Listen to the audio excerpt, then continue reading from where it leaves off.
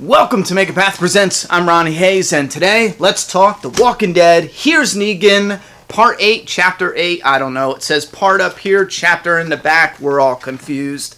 Anyway, this is the next 4 pages. It comes out every month if you're new here in the Image Plus. And then after, we got 4 more months to go, so around May-ish, give or take, because I don't know if they're going to say, oh, it's easier to promote it and sell it in July, so let's hold off. But right around May, June, July, somewhere around there, they should come out with the completed collection for Here's Negan with a cool cover. It's going to be double the size, so it'll probably be $6, you know, definitely be more than $3, I would imagine. Anyway, with that said, let's dive into probably my favorite chapter in a while. I love this one because not only do we get the continuing story of the origin or the backstory for Negan, but we are getting an origin for Lucille, or at least I'm assuming that's Lucille. I don't think there'd be any reason to misdirect us there. But not only the origin of Lucille, but these might be the saviors.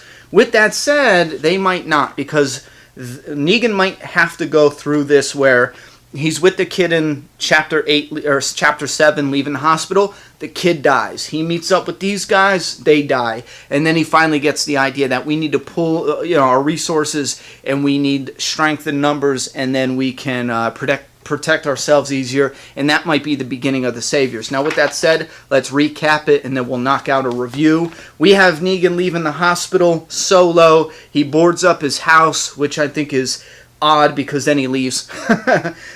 He's going to get gas, and then you get this crew of ruffians. We got 4 dickheads here, and they say, hey, give us your gas. Negan's like, you guys aren't too bright. What are you going to do with gas without a car? I got a car. They go to his car. It's broken. Negan's like, I don't know anything about cars. Then they're at a gas station in the rain hiding out, and then they're at a bonfire eating human meat.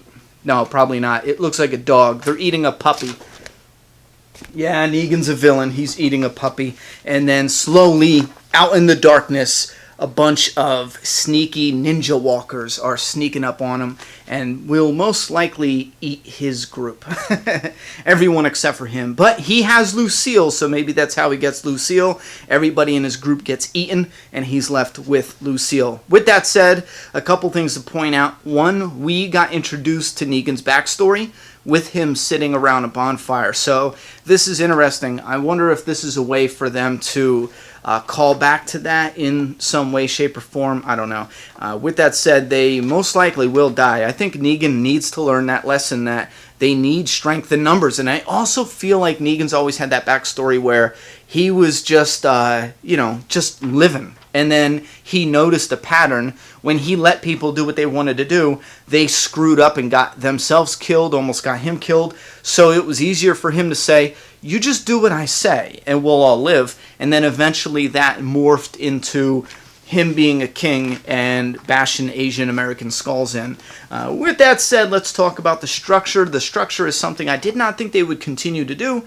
In the very first issue, second issue, they had this thing where each panel would skip a few days, a few weeks, and it would show his wife getting sick before the breakdown of society at the hospital with cancer. And I thought that's something they were only doing for that part to speed it up and introduce us to the fall of society, but it's not. And it gets a little clunky while reading it, and that's why I say this is unfortunate that they're using this style. But if they're going to cover a lot of story, yeah, what the hell, just get it over with. And like I say, it is clunky, but it's not. It doesn't take me out of the story. It is a little clunky as you're reading it, though, because, like I said, you see this and you get it. Okay, image, boom, he's driving, boarding, walking, getting gas. This is where it gets clunky. You see these guys come up, they say, hey, give us the gas. The whole page is that one scene of the guys getting the gas. And then over here, they get to the car, and this is like, 10 minutes later, they walk around the corner to the car. But then from this panel to this panel, they skip hours, they skip days. We're unsure, but they definitely skipped a good chunk of time. Then from this panel to this panel, they skip hours, days, weeks, and then finally we got Negan with a beard. So from here to here, each panel, they're skipping weeks, you know what I mean, to get to this. But for each panel, they're skipping hours to days to weeks. We don't know. That's why I say it's clunky, because you read the whole page, it's one fluid story, it's one fluid scene.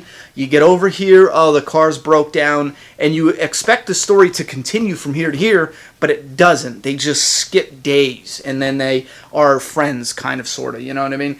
Anyway, with that said, we get to the cliffhanger where they're surrounded by walkers. I do think that is an awesome image, and I think they are doing a good job building up Negan. Not only that, but we have the Negan, we have the Lucille finally entering the story in her backstory way, because she was in the first issue where he was wrapping barbed wire around her, but this is him actually getting her for the first time. And then we have this group here who could possibly be the saviors, but I doubt it, because I feel like he needs people around him to die, and he also needs that guy to die with the bat, because I don't see him just giving up the bat to Negan. Then again, the guy's probably not attached to the bat, so Negan could probably, use the bat to kill all the walkers, even though he was joking around about the gun being so badass. And then the guy's just like, okay, you like the bat? Take the bat. I want the gun. Who knows? Anyway, this is cool. I think this is probably the one of the best parts so far. Probably one of my top 2 or 3 parts for Here's Negan. I do like it, minus that clunkiness going from panel to panel. With that said, I'm very excited to see this finish up. Like I said, we got 4 more months to go. I almost said weeks, but 4 more months to go, and then we're done. And then a couple months after that, they will likely combine it and re-release it in another issue. I skimmed through the Image Plus, but the appeal of Image Plus it's kind of losing me a little bit. As I'm skimming through, I'm seeing less and less that's grabbing my attention, but I will give it another pass and see if there's anything more interesting going on in the Image Plus. With that said, I'd like to hear your thoughts and opinions. What do you think about Negan? Here's Negan, Part 8, Chapter 8. I'm still unsure. Thoughts and opinions in the comment box. I'm done talking. It's your turn. Subscribe now.